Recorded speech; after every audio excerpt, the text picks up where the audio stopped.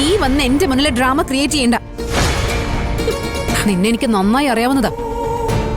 എന്റെ മുന്നിൽ വന്ന് കണ്ണീരൊഴിക്കുക, ഞാനതിൽ വീഴൂന്ന് കരുതിയോ നീ? ശ്രേയ, ഞാൻ പറയുന്ന സത്യമാ. അക്കുച്ചേട്ടൻ ശ്രേയക്കുള്ളതാ.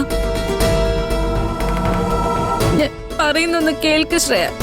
ഞാൻ പറയുന്നത് നീ കേൾക്ക്. നീ എനിക്ക് ആകാശിനെ വിട്ടു തരണ്ട.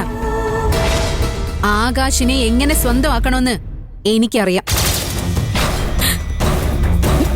ആകാശ് അവനെന്റെ ജീവനാ. അവനെ എന്റെ ജീവിതത്തിലേക്ക് എങ്ങനെ കൊണ്ടുവരണമെന്ന് നന്നായി എനിക്കറിയാം. അതിനിടയിൽ നീ കേറി വരാതിരുന്നാ മതി.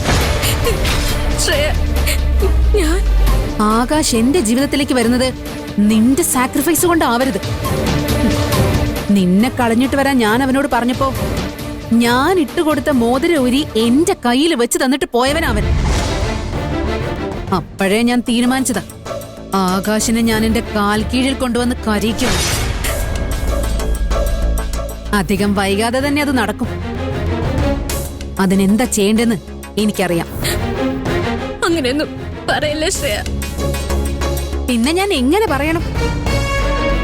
എടി, നീ ആകാശന്റെ മുറപ്പെണ്ണായി ജനിച്ചത് തന്നെ തെറ്റാ.